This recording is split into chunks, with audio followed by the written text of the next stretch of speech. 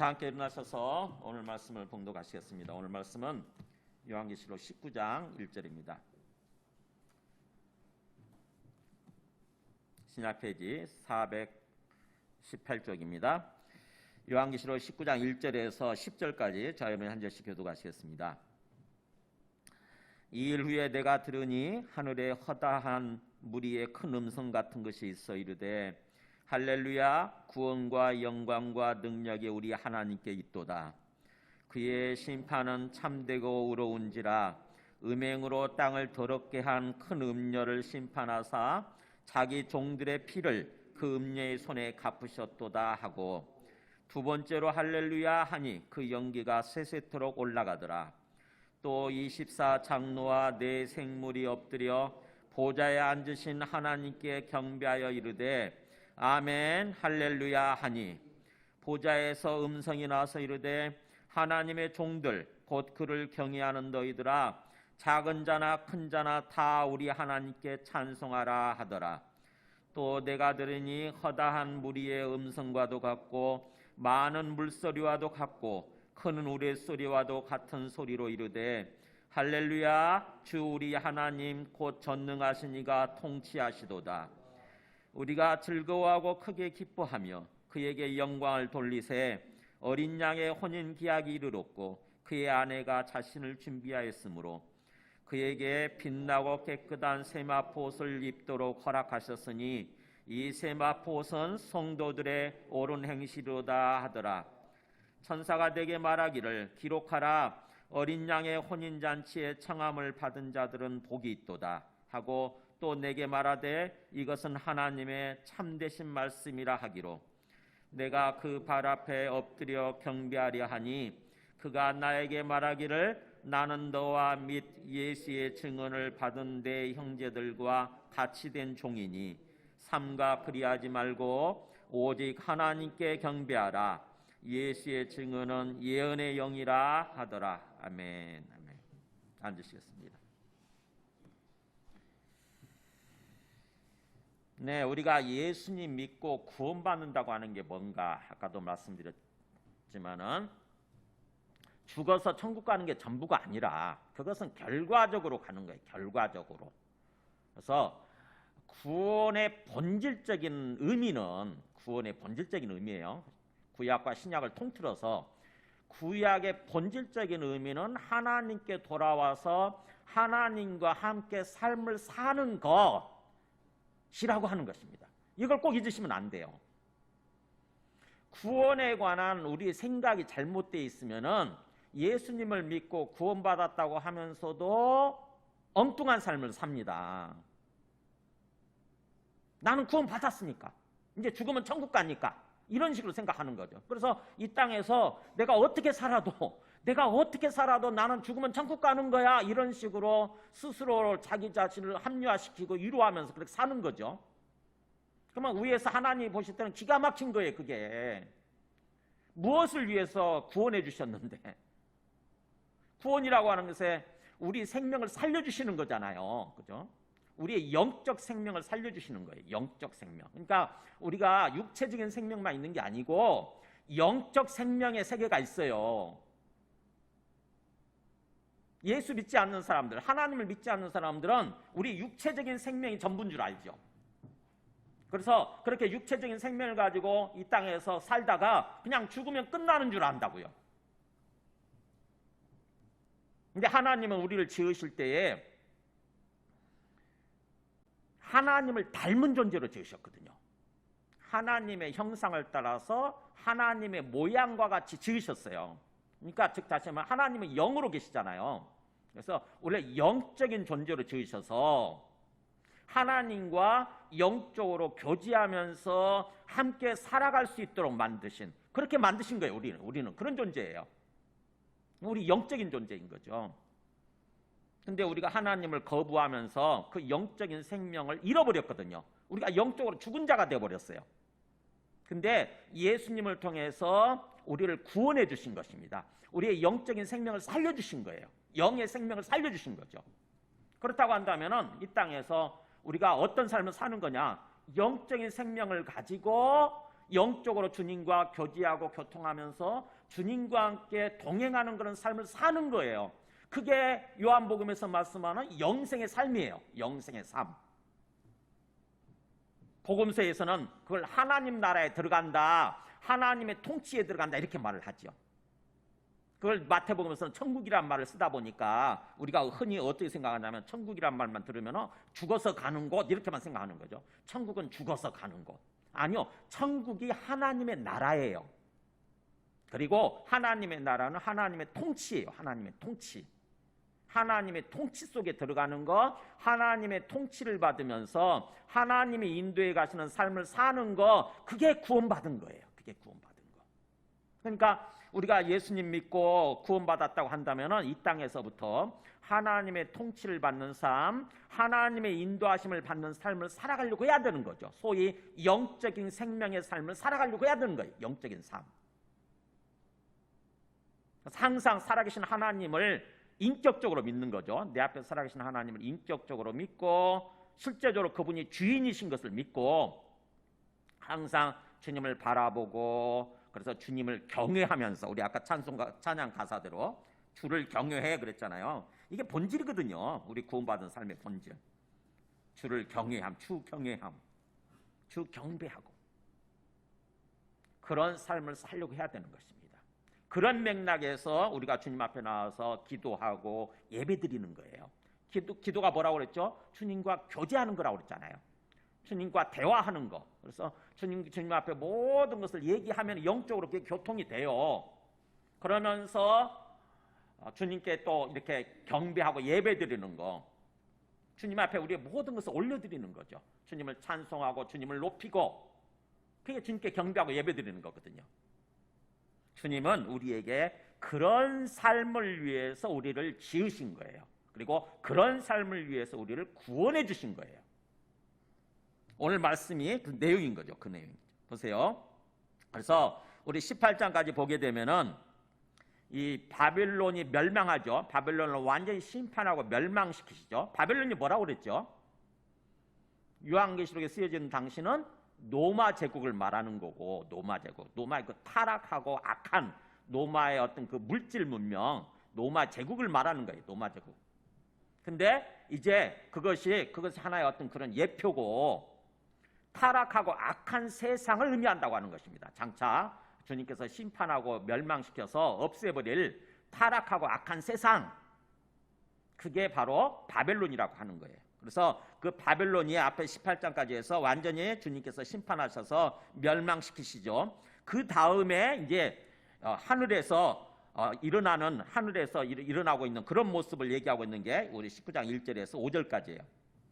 그렇게 바벨론이 멸망하고 나서, 바벨론 심판에서 완전히 멸망시키고 나서 하늘에서 어떤 일이 일어나느냐, 뭔가 찬송하고 찬양하는 그런 장면이 나오고, 그 다음에 바벨론이 없어졌다고 한다면, 이 악한 세상이 멸망해서 없어졌다고 한다면, 그 다음에 그 자리를 누가 채우냐 하는 거죠. 이제 그 자리를 누가 채우냐. 이 세상에 악한 세력이 완전히 악한 세상이 멸망하고 없어진다고 한다면 이제 어떤 세상이 임하느냐 하는 게 이 6절에서 10절까지 얘기해요. 자, 오늘 말씀을 본격적으로 나누기 전에 우리 오늘 보면은 그 6절 7절에 보면은 어린 양의 혼인 기약이 이르렀다 이런 말이 나오죠. 혼인 기약이란 말이, 원래 기약이란 말이 없어요. 그냥 조금 작은 글씨로 되어 있죠, 여러분 성경에? 그죠? 잘 보세요. 혼인 기약할 때 그 기약이란 말이 아주 작은 글씨로 되어 있을 거예요. 원문에는 없다는 얘기예요. 원문은 없는데 번역하면서 넣은 거예요. 혼인이 이르렀다 이런 뜻이에요. 혼인식이 됐다 이런 뜻이에요. 혼인식 날이 됐다, 결혼식 날이 됐다 이거예요. 결혼식 날이, 혼인이 이르렀고, 그러면서 이제 혼인식이 이루어지고 혼인 잔치가 벌어지는 거죠. 그래서 우리가 이 성경 말씀을 제대로 잘 이렇게 이해하기 위해서는 유대인들, 이스라엘 사람들의 그 어떤 풍습이죠. 그거를 잘 우리가 좀 알 필요가 있어요. 왜냐하면은 이스라엘 사람 유대인들은 하나님의 말씀에 입각해서 어떤 그 삶의 풍습들이 이루어져 있거든요. 특별히 이 결혼식, 그거를 유대인들의 전통 결혼식을 오늘날도 치르고 있는데, 유대인의 그 전통 결혼식을 한번 제가 좀 보여드릴게요. 여러 가지 우리가 성경에 있는 내용들을 여러 가지 것들을 이해할 수가 있습니다. 처음부터 한번 보여주세요. 자, 유대인의 전통 결혼식이에요.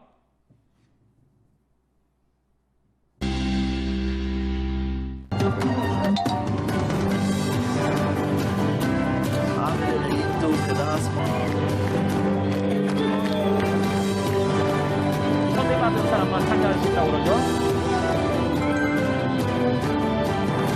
자, 유대인들에게 있어서 결혼은 굉장히 오랫동안, 네. 특히 오랫동안 종교인일수록 준비를 하는데 드디어 오늘이 D-Day입니다. 가운데 있는 아주 큰 모자를 쓴 저분이 주인공이고 그 옆에는 이 크투바라고 하는 이 결혼 계약서가 있습니다. 결혼 계약서요. 지금 그러면 내가 지금 오늘 결혼을 한다라는 걸 어떤 계약을 하는 그것뿐만 아니라 내용하고? 이름, 또 당사자, 그다음에 날짜, 장소뿐만 아니라 남자와 여자가 결혼을 하면서 계약서를 작성하는 것은 아주 핵심 중에 하나입니다. 네.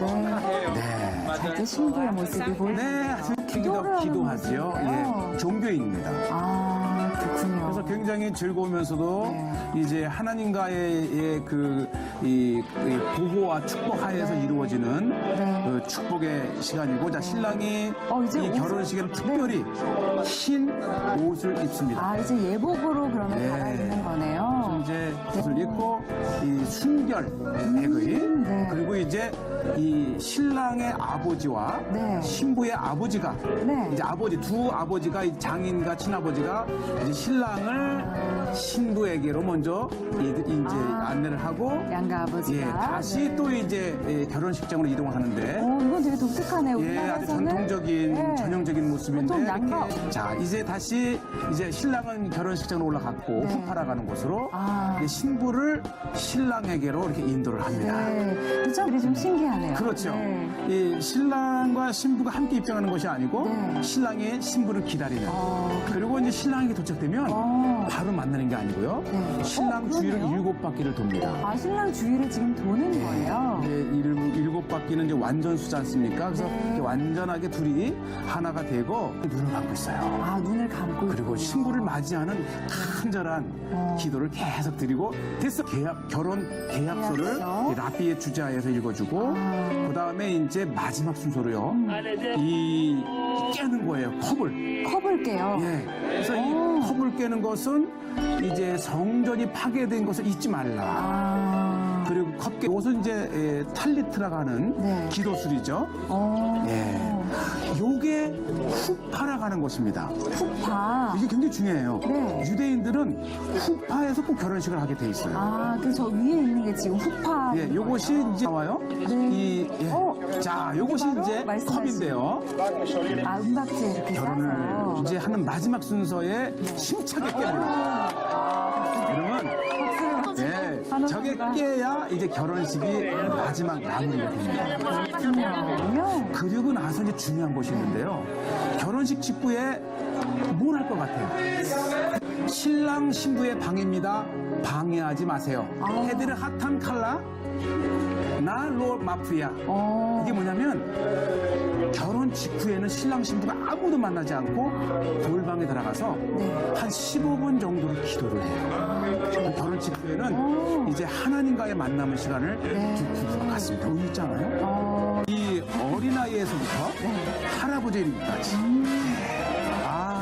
제가 이걸 촬영하면서 이게 정말 유대인들의 결혼이구나. 정말 이 한 부부가 탄생하는 것이 이렇게 친구들이면 친구들, 어른이면 어른. 네, 저 사람들은 중심이 하나님 믿는 거니까, 그래서 성경 말씀이니까 결혼식도 철저하게 성경적인 거죠. 성경의 내용을 그대로 담아가지고 그냥 결혼식 자체가 그냥 어떻게 보면 하나님께 예배드리는 예배예요. 예배 이렇게 그대로. 그래서 이스라엘 사람들에게 있어서 이 결혼식이라고 하는 게 굉장히 어떻게 보면 하나님께 나아가는, 그리고 또 하나님께 그 자신들의 삶을 드리는 어떤 그런 거기 때문에 굉장히 중요한 거죠. 그대로. 이 오늘 말씀을 보면은 그렇게 이 하나님께서 우리를 구원하셔서 우리를 어떤 삶으로 인도하기를 원하시는지 그 말씀이 이렇게 그 성경에 나오는 거죠. 자, 먼저 1절에서 5절까지 그렇게 바벨론 성이 멸망하고 나서 하늘에서 어떤 일이 벌어지는지 한번 보세요. 19절에 보면은 19장 1절에 보면은 2일 후에 그잖아요. 바벨론이 멸망한 것을 보여주신 다음에 내가 들으니 하늘에 허다한 무리의 큰 음성 같은 것이 있어 이르되, 그러니까는 수많은 사람들의 수많은 무리의 큰 음성 같은 것 그랬잖아요.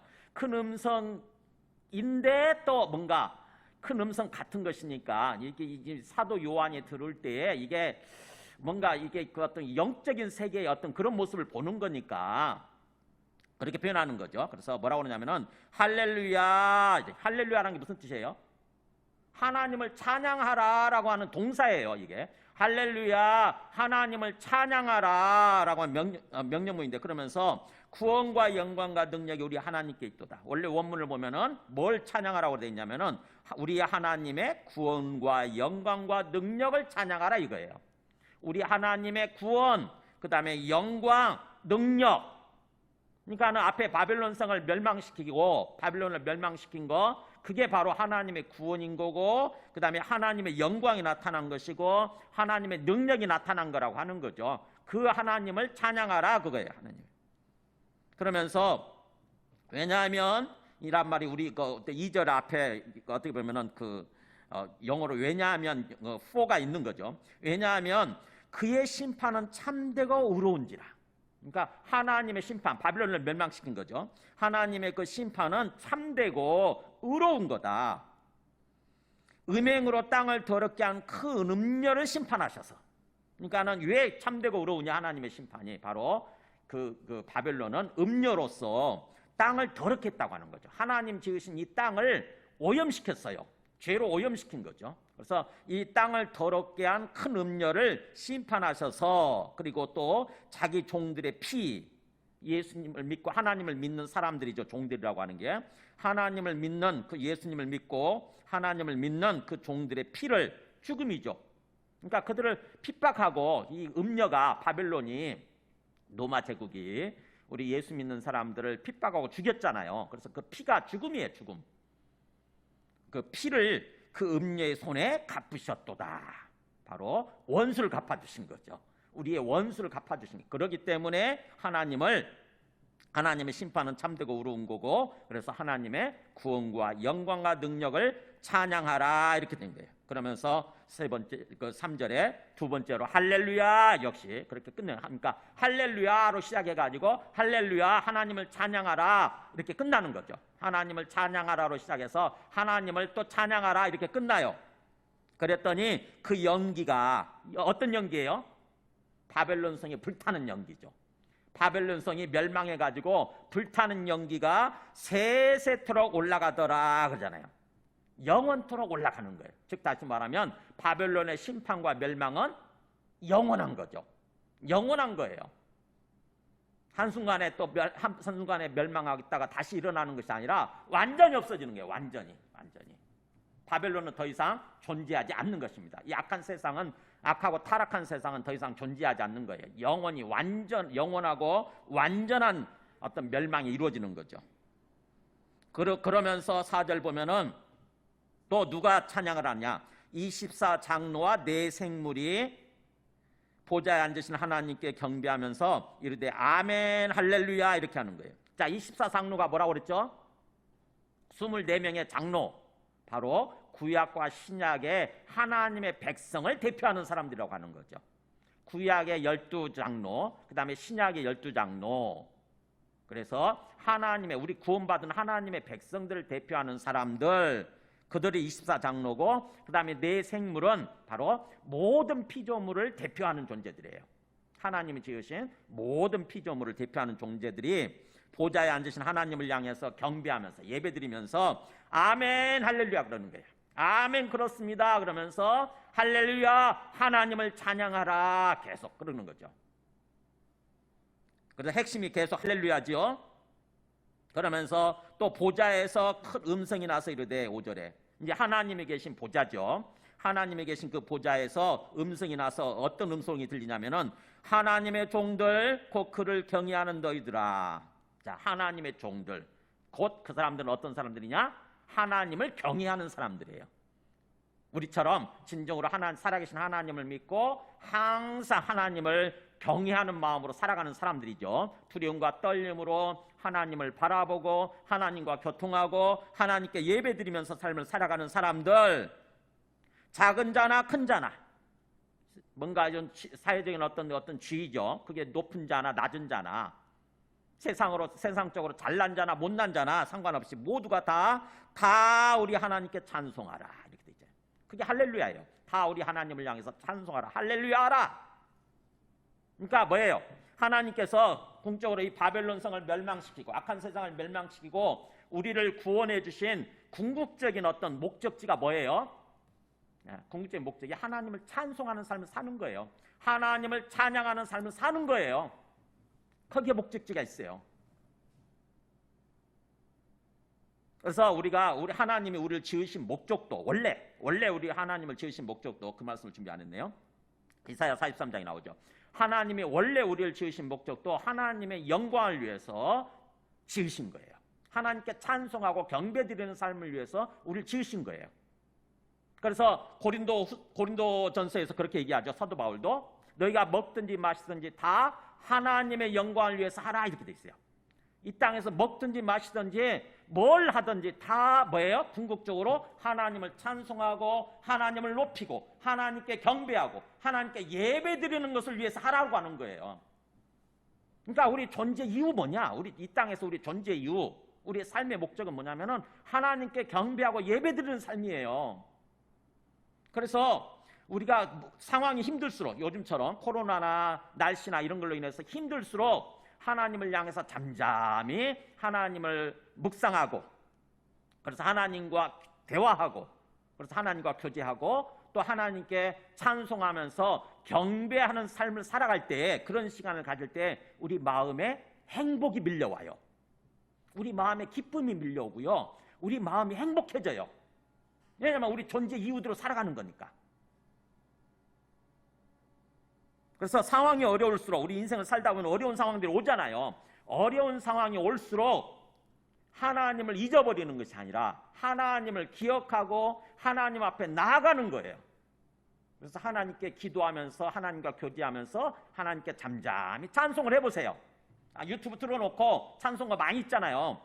제대로 찬송 지난번에 제가 보여드린 것처럼 잠잠히 하나님을 찬송하면서 찬송가를 따라 부르면서 하나님께 경배하면서 예배 드려보세요. 그러면 우리 심령에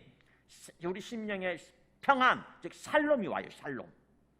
우리 심령에 평안이 이루어지고 그 다음에 기쁨이 이루어지게 되고 또 뭔가 소망이 충만하게 부어지게 되는 거죠. 그래서 우리 삶이 행복해지게 돼 있어요. 주님은 그것을 위해서 우리를 지으셨을 뿐만 아니라 그것을 위해서 우리를 구원해 주셨다고 하는 것입니다. 하늘에서 그렇게 할렐루야가 계속 외쳐지고 있죠. 그러면서 이제 그 바빌론은 완전히 멸망해서 없어지게 되고 그 다음에 이제 그 자리를 누가 대체하느냐, 누가 채우느냐면은 이제 6절에서 9절 보세요. 또 내가 들으니 허다한 무리의 음성과도 같고 많은 물소리와도 같고 큰 우레소리와도 같은 소리로 돼. 그러니까 뭐예요? 지금 사도 요한이 듣기에 이 소리가 뭔 소리, 엄청난 소리가 들리는데 언뜻 들으니까 허다한 무리, 수많은 사람들이 어떤 소리 같기도 하고 또 한편 들으니까 엄청난 물소리 같기도 하고 많은 물소리, 뭐예요? 파도 소리처럼 그야말로 압도적인 소리예요. 뭔가 우리 큰 폭포 소리 한번 생각해 보세요. 큰 폭포 소리 들으면 우리를 완전히 압도하잖아요. 그러면 어떤 큰 많은 물소리, 큰 어떤 폭포 소리와도 같기도 하고 또 한편으로 들으니까 큰 우레소리, 엄청나게 뭔가 우르는 천둥치는 어떤 그런 소리 같기도 한데 어쨌든 그런 소리예요. 하늘에서 어떤 내용은 뭐냐? 내용. 할렐루야, 또 하나님을 찬송하라 그러면서 주 우리 하나님 곧 전능하신 이가 통치하시도다. 와, 드디어 주님이신 우리 하나님께서 그분은 곧 전능하신 하나님이신데 불가능한 것이 없으신 전능하신 하나님이신데 그분이 드디어 통치하기 시작했도다 이런 뜻이에요. 그러니까는 이제 마귀가 통치하고 있었는데, 이 세상을 마귀가 통치하고 있었는데, 이제 마귀가 완전히 사라지고, 마귀 세력이 완전히 사라지고, 어떻게 보면은 드디어 이제 하나님께서 본격적으로 통치하시는, 완전히 통치하시는 하나님 나라가 시작되었도다, 이런 뜻이에요. 그러니까는 얼마나 원래 에덴 동산처럼 회복이 되는 거죠. 에덴 동산 때 하나님이 완전히 통치하시는 그런 세상이었잖아요. 우리는 이제 그런 삶을 살게 되는 거예요. 그러면서 우리가 즐거워하고 크게 기뻐하며 그에게 영광을 돌리세. 자, 우리가 하나님 앞에서 이제 마음껏 즐거워하면서, 그리고 크게 기뻐하면서 하나님을 향해서 영광을 돌리세. 하나님께 경배하면서 예배를 드리세. 이런 뜻이에요. 왜냐? 어린 양의 혼인 기약이 이르렀고, 혼인식 날짜가 됐다는 하는 거죠. 혼인 날짜가 이르렀고, 드디어 혼인 날짜가 됐다는 거예요. 어린 양의 혼인 기약이 이르렀고, 그의 아내가 자신을 준비하였으므로. 무슨 뜻이냐면은, 이스라엘 사람들은 결혼이, 옛날 우리도 그랬지만은 바로 결혼하지 않고 뭐예요? 약혼을 합니다. 약혼을 해요. 1년 전에 약혼을 해요. 그래가지고 약혼을 하고 나서 1년 동안 시간을 보냅니다. 그러니까는 신랑이 신부하고 약혼을 하고 나서 신랑은 자기 집으로 가지요. 그리고 신부도 자기 집에서 보내요. 1년 동안 보내요. 1년 동안 지켜보는 거죠. 어떻게 보면은 신랑이 지켜보는 거예요. 신랑은 같이 결혼해서 살 집을 마련하고, 1년 동안 그 방을 마련하고, 또 신부는 뭐예요? 그 자기 몸을 준비하는 거죠. 이제 결혼식을 위해서 우리도 그렇잖아요.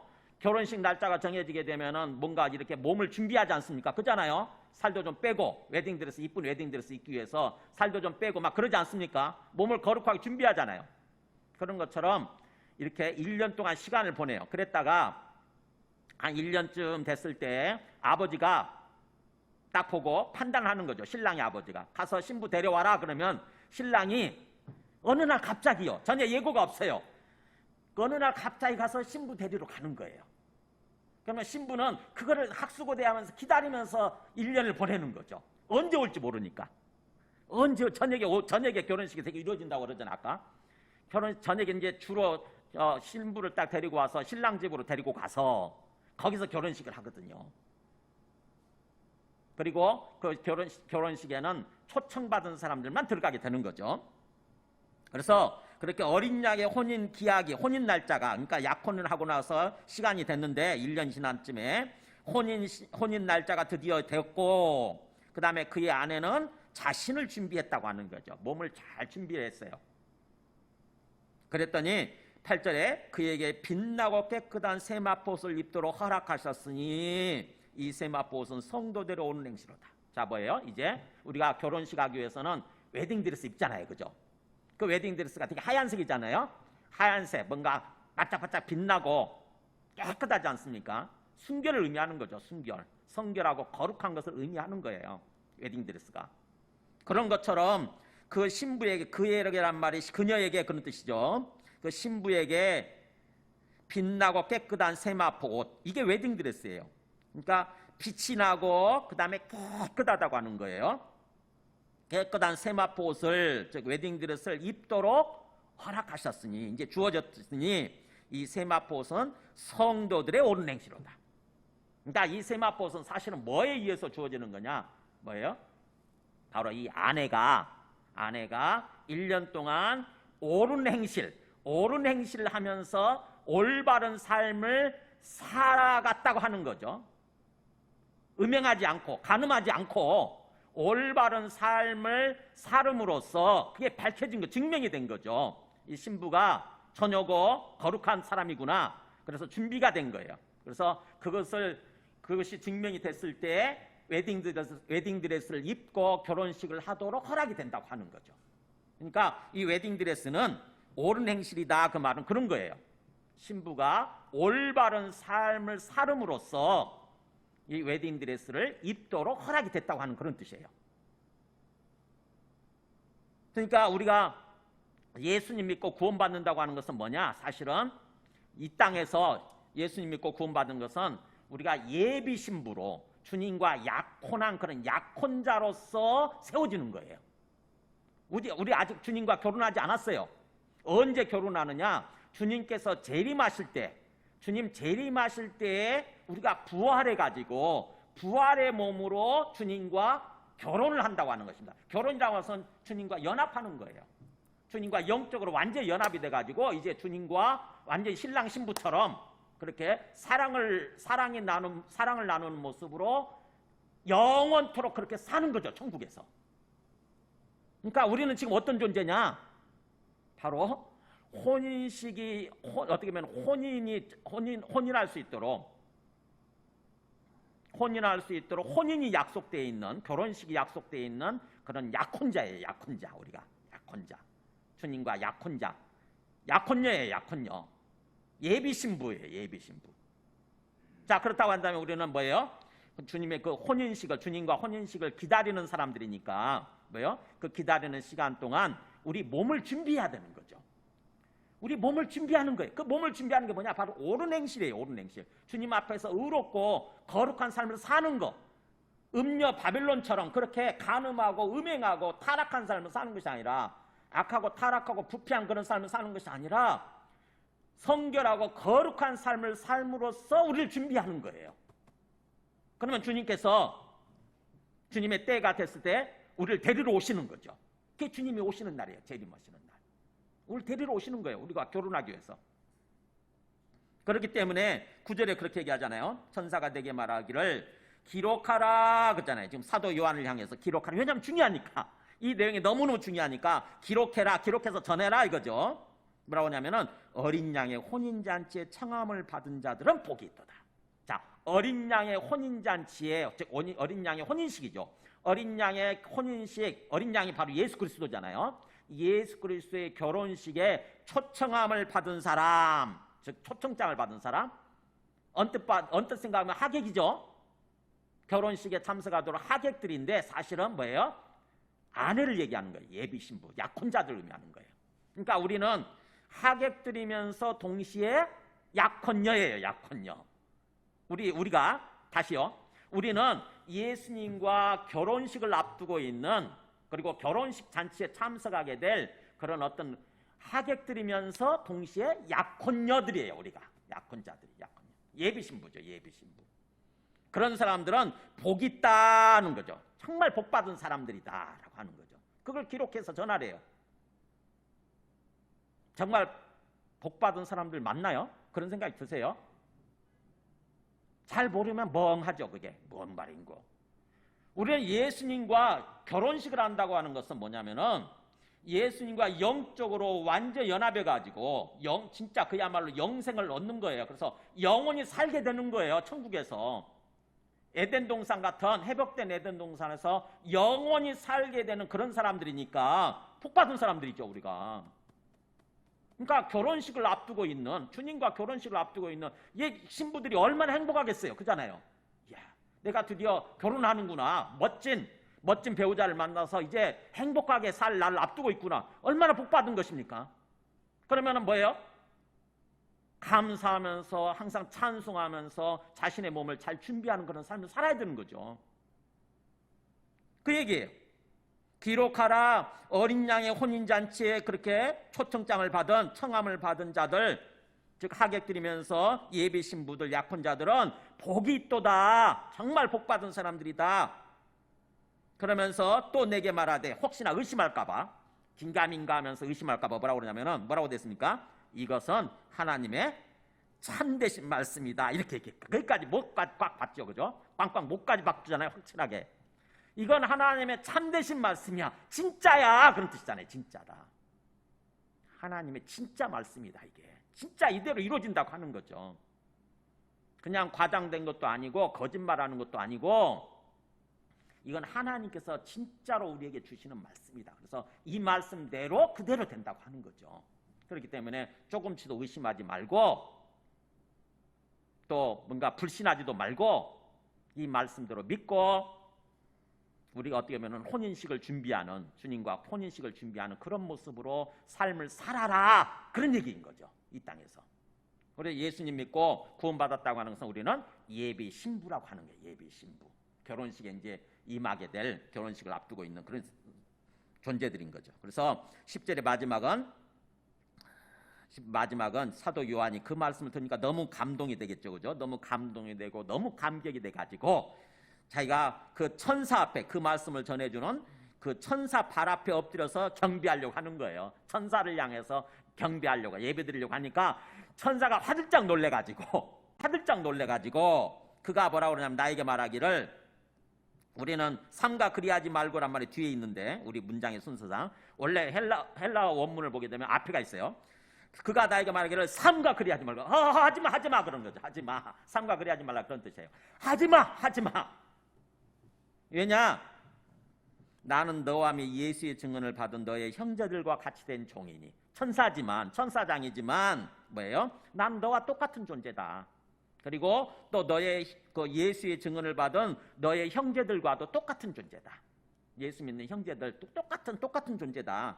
똑같이 그냥 하나님의 종일 뿐이다. 그런 뜻이에요. 하나님의 종일 뿐이다. 그러니까 절대로 내한테 경배하면 큰일 나고 그러면 안 되고 오직 하나님께만 경배하라 그래요. 하나님께 경배하라. 그러니까 우리는 항상 뭐예요? 천사로부터 계시도 듣고 말씀도 듣지만 천사를 향해서 경배하면 안 되는 거고, 하물며 뭐예요? 말씀을 전해준 어떤 큰 교회, 대형 교회 황제 같은 목사한테 경배하면 안 돼요. 오직 하나님께만 경배하는 거예요. 오직. 그러면서 끝에 표현을 그 이유를 얘기하고 있죠. 예수의 증언은 예언의 영이라. 이게 굉장히 말이 어렵죠, 그죠? 예수의 증언은 예언의 영이라, 성령의 영이라. 무슨 뜻이에요? 네. 바로 예수님을 증언하는 것이 성령의 그 예언이다 이런 뜻입니다. 예언의 영이란 말이 영이 성령이거든요. 성령의 예언이다. 그러니까 예수님을 전하라고 하는 것이 성령의 역할이다 이거예요. 예수님을 증언하라고 하는 것이. 그러니까 무슨 어떤 그 천사를 증언한다거나 천사에게 경배한다거나 그런 게 아니고 오직 예수님을 전해서 예수님께, 하나님께 경배하라고 하는 거, 그게 성령의 사명이고 성령의 역할일 뿐이다. 지금 천사가 설명을 해주는 거죠. 그걸 농축시켜서 이렇게 표현을 하고 있는 거죠. 자, 말씀을 정리합니다. 하나님과 우리의 관계, 우리 예수 믿은 우리 구원받은 사람들과의 관계에 대해서 성경에서는 혼인잔치에 신랑 신부가 되는, 또 남편과 아내가 되는 어떤 그런 혼인 결혼관계에 빗대서 말씀하는 게 성경이 많이 나옵니다. 대표적으로 이사야 54장 보여주시면 보세요. 이렇게 나오잖아요. 이사야 54장에 하나님이 말씀하시는 거예요. 이는 너를 지으신 이가 너의 남편이시라 이렇게 나오잖아요. 우리를 지으신 분이 우리의 남편 되시는 분이시래. 하나님이 우리의 남편 역할을 하시는 분이시래. 우리 남편 위치에 있는 분. 그러면서 그의 이름은 만군의 여호와이시며 너의 구속자는 이스라엘의 거룩한 이시라. 그는 온 땅에 모든 세상에 하나님이라 일컬음을 받으실 것이라. 바로 만군의 여호와 하나님이 우리의 남편 되신다고 하는 것입니다.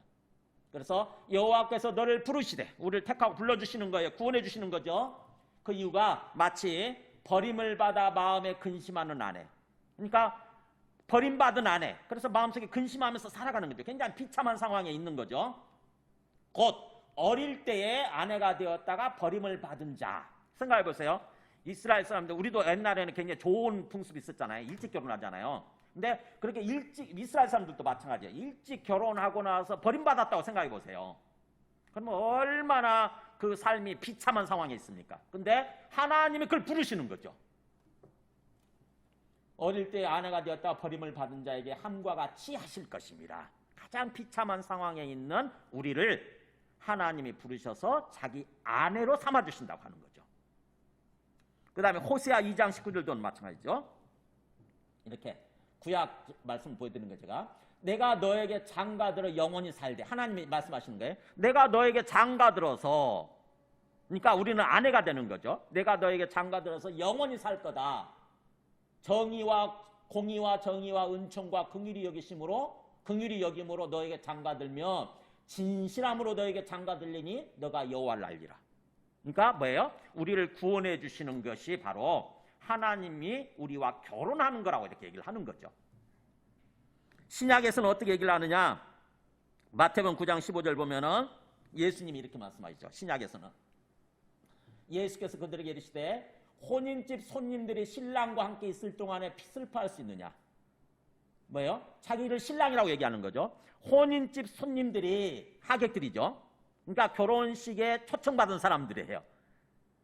하객들이면서 우리는 아내라고 그랬잖아요. 예비 약혼자라고 그랬잖아요.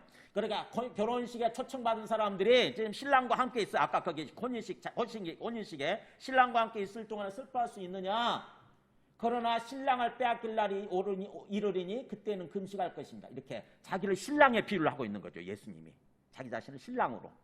그 다음에 요한복음 3장 29절 보면은 이제 세례 요한의 얘기예요. 세례 요한이 뭐라고 하냐면은 신부를 취하는 자는 신랑이나 신부를 취하는 사람은 신랑인데 신랑에 서서 신랑의 음성을 듣는 친구가 크게 기뻐하나니. 자기는 친구라는 거죠. 신랑의 친구예요. 막 뭐예요? 사람들이 예수님께 몰려가니까 제자들이 질투심이 생겨가지고는 아 선생님 사람들이 선생님을 떠나서 다 예수님께로 몰려가네요. 그러니까는 이 세례 요한이 하는 답변이에요. 세례 요한이 신부를 취하는 자는 신랑이다. 그리고 신랑의 음성을 듣는 친구는 크게 기뻐하는 바로 내가 신랑의 친구라는 거죠. 세례 요한은 신랑의 친구일 뿐이라는 거지. 나는 이러한 기쁨으로 충만하였노라. 자, 이런 것처럼 이렇게 성경에는요. 우리가 구원받아서 영원한 구원이죠. 구원받아서 영원한 구원, 완전한 구원으로 들어가는 것, 영원히 살게 되는 것, 영원한 천국으로 들어가는 것을 이렇게 하나님과 우리가 결혼하는 것으로 이렇게 빗대서 성경을 많이 얘기를 해요. 그래서 어떤 유대인들의 이 결혼 풍습을 잘 알게 되면 성경 말씀이 이렇게 우리 마음속에 들어오게 되고 이해가 되는 거죠. 자, 마지막 말씀 보겠습니다. 마태복음 22장 보면은 예수님이 이 하나님의 나라, 우리가 완전히 하나님의 나라에 들어가는 거, 구원받는 거를 천국잔치에 이렇게 비유를 하면서 이렇게 얘기를 해요. 천국이라고 하는 거, 하나님의 나라라고 하는 것은 마치 자기 아들을 위해서 혼인잔치를 베푼 어떤 임금과 같으니. 그러니까 어떤 임금이 있는데, 왕이 있는데 자기 아들을 위해서 혼인식을 이렇게 행한다고 하는 거죠. 그런 것과 같다 그러면서 사람들을 보내어 그 청한 사람들 혼인잔치에 오라 하였더니 사람들 이제 보내서 이제 아들의 혼인식이 이루어지고 있으니까 사람들 막 초청하는 거죠. 근데 안 와요. 사람들이 안 옵니다. 그게 바로 뭐냐면은 유대인들한테 보낸 거죠. 유대인들을 구원하기 위해서, 이스라엘 사람들을 구원하기 위해서 사람들 보내가지고 예수님을 받아들이도록, 예수님을 믿도록 이렇게 초청을 했는데 유대인들이 거부를 해요. 안 받아들여요. 그래서 어떻게 하냐? 왕이 이제 사람들, 종들을 어디한테 보냐면 저 길거리에 가서 사람들 닥치는 대로 다 끌고 와라 그래요. 닥치는 대로 다 초청해서 와라. 불러서 와라. 그게 바로 우리 이방인들한테 구원의 손길이 미친 거예요. 우리 이방인들을 그렇게 구원해 주시는 거죠. 유대인들이 구원을 거부하니까 우리 이방인들한테 은혜를 베푸셔서 이제 이방인들을 다 혼인식 자체에 초청을 한 것입니다. 그래서 혼인식 자체에 이제 사람들이 와가지고 다 앉아있죠. 임금이 둘러보러 옵니다. 보세요. 임금이 손님들을 보러 들어올세, 혼인식 자체에 이제 들어와 앉아있는 사람들 볼세, 거기서 예복을 입지 않은 한 사람이 있는 거예요. 결혼식 예복, 혼인 예복을 입지 않은, 어떻게 보면 아까 웨딩드레스를 입지 않은 사람이 있는 거죠. 웨딩드레스를 입지 않은 사람이 있는 거예요. 그래서 임금이 물어요. 친구요, 어찌하여 예복을 입지 않고 여기 들어왔느냐? 아니, 결혼식에 지금 들어왔으면, 결혼하기 위해서 결혼식에 들어왔으면 웨딩드레스를 입고 있어야지. 근데 왜 예복 입지 않고 있느냐 이거예요. 그랬더니 그가 아무 말도 못해요. 뭔가 묵묵부답이에요. 아무 생각이 없었던 거지. 준비되지 않은 거예요. 자기가 준비되지 않은 거예요. 그래서 어떻게 되느냐 보세요. 임금이 사환들에게 말하되 그가 그 손발을 묶어 바깥 어두운 데 던지라. 거기서 슬피 울며 이를 갈게 되리라. 뭐예요? 결혼식에 참석하지 못하고, 즉 결혼하지 못하게 되고 어떻게 됩니까? 오히려 쫓겨나요. 손발이 묶여가지고 바깥 어두운 데 던져라. 거기서 슬피 울며 이를 갈게 되라. 즉 다시 말하면 구원받지 못하고 영원한 지옥, 영원한 불못 속에 던져진다고 하는 거죠. 심판받게 되는 거예요. 예복을 입지 않으니까. 그게 무슨 말이에요? 자기 몸을 준비하지 않은 거죠. 예복을 입을 수 있도록 몸을 준비했어야 되는데 준비하지 않은 거예요. 그래서 예복이 허락되지 않은 거죠. 그래서 마지막에 예수님이 이런 말씀하세요. 같이 읽어볼까요? 시작. 청함을 받은 자는 많되 택함을 입은 자는 적으니라. 그러니까 결혼식에 청함을 받은 자, 즉 초청장을 받은 사람, 하객으로서 또 예비 신부로서 초청장을 받은 사람 많다는 거죠. 그러나 마지막에 택함 받은 사람, 진짜 신부로서 정식 혼인식을 행할 그런 정식 신부로서 택함 받은 사람은 적다는 거예요. 즉 다시 말하면 자기를 준비하는 사람은 적다고 하는 거죠. 잘 몰라서 그래요. 그렇잖아요. 내가 지금 뭔가 혼인식 자체에 초청장을 받았다. 내가 신랑 되는 사람과 약혼식을 했다 그러면은 그걸 깨달아야 되잖아요. 아, 내가 지금 약혼자구나.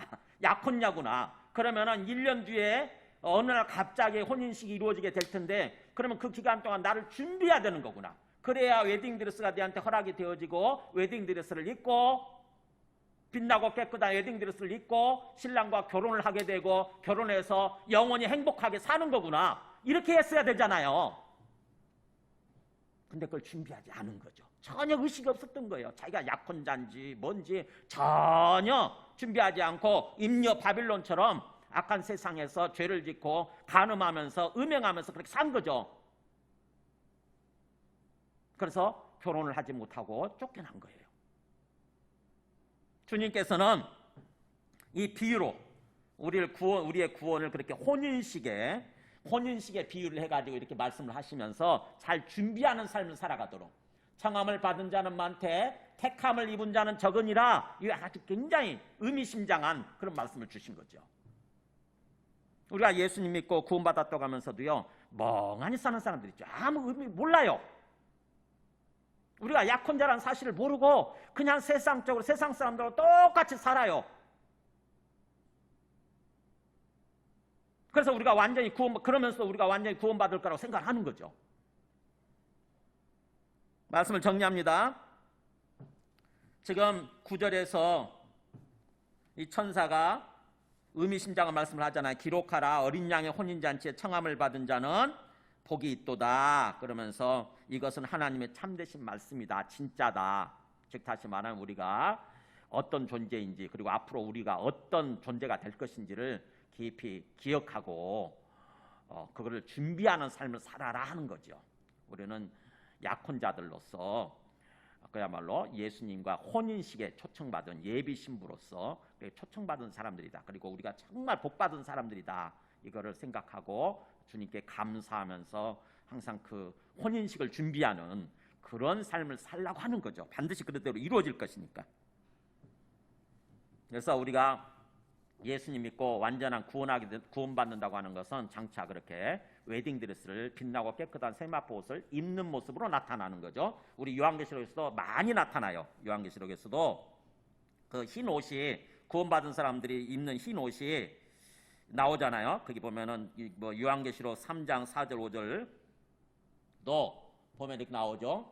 그 옷을 더럽히지 아니한 자 몇 명이 너에게 있어 흰 옷을 입고 나오잖아요. 흰 옷을 입고 나와 함께 다니리니 그리고 이기는 자는 이와 같이 흰 옷을 입을 것이요. 이 흰 옷이 바로 빛나고 깨끗한 세마포 옷 웨딩드레스예요.